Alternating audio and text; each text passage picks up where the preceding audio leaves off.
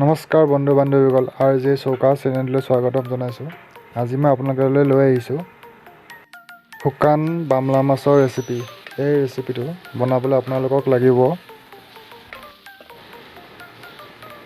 শুকান বামলা মাছ কেইটামান, পিঁয়াজ 3টামান, বিলাহী 3টামান, আদা এটুকুৰা, নহৰু কেইটামান আৰু জলকীয়া কেইটামান লাগিব। প্ৰথমে আমি এই গোটেইখিনিকে সৰু সৰুকৈ কাটি ল'ম আৰু আদা নহৰুখিনি আমি খুন্দি লৈছোঁ। তাৰপিছত আমাক মছলা লাগিব, ধনিয়া পাউডাৰ অলপ, মিট মছলা অকণমান, জিৰা অলপ, গৰম মছলা অকণমান লাগিব, কাশ্মীৰী ৰেড চিলি অলপ লাগিব, হালধি অলপ লৈছোঁ আৰু নিমখ অকণমান লগতে লৈ লৈছোঁ। তাৰপিছত আমি এতিয়া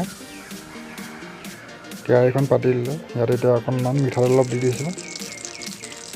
তাৰপিছত যেতিয়া আমাৰ তেলখিনি গৰম হৈ যাব, ইয়াত আমি এতিয়া শুকান বামলা মাছখিনি 5 মিনিটমান কাৰণে ফ্ৰাই কৰি ল'ম।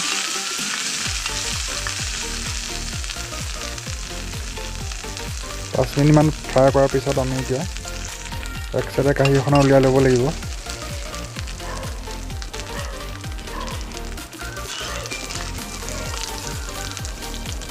এতিয়া আমাৰ ফ্ৰাই কৰা হৈ গ'ল, এতিয়া উলিয়াই লওঁ ধুনীয়াকৈ।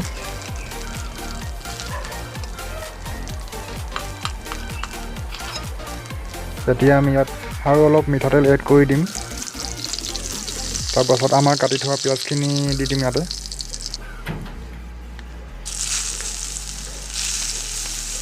পিঁয়াজখিনি 30 ছেকেণ্ডমান ভজাৰ পিছত আমি এতিয়া আকৌ জলকীয়াখিনি লগতে ইয়াতে দি দিম।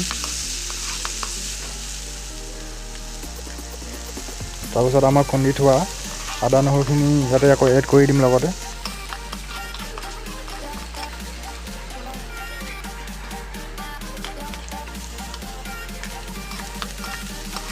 এতিয়া 1 মিনিটমান আমি ভাজি লোৱাৰ পিছত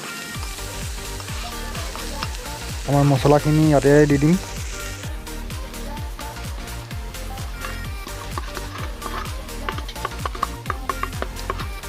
এতিয়া আমাৰ মছলাখিনি দিয়া হৈ গ'ল ধুনীয়াকৈ। এতিয়া আমি পিঁয়াজৰ লগত ভালদৰে ভাজি ল'ব লাগিব। 2 মিনিটমান আমি পিঁয়াজৰ লগত মছলাখিনি ভাজি ল'ব লাগিব। তাৰপিছত আমাৰ কাটি থোৱা বিলাহীখিনি ইয়াতে এড কৰি দিম। এতিয়া বিলাহী আৰু মছলাৰ লগত ভালদৰে আমি ভাজি ল'ব লাগিব।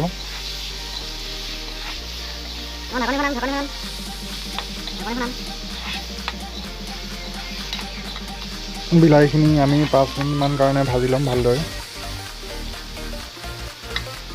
মই জুইত বনোৱাৰ কাৰণে এইটো কাৰণে বনাইছোঁ, জুইত বনালে আমাৰ খাই টেষ্টি পাব, সেইটো কাৰণে যিহেতু মই জুইত বনাইছোঁ। তাৰপিছত আমি এতিয়া ভাজি থোৱা বামলা মাছখিনি এড কৰি দিম। ভাজা হৈ গৈছে আমাৰ এতিয়া আমি বামলা মাছখিনি দি দিছোঁ ইয়াতে।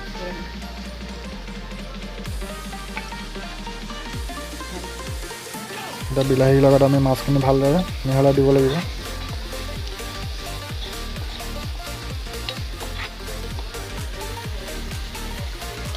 তাৰপিছত আমি এতিয়া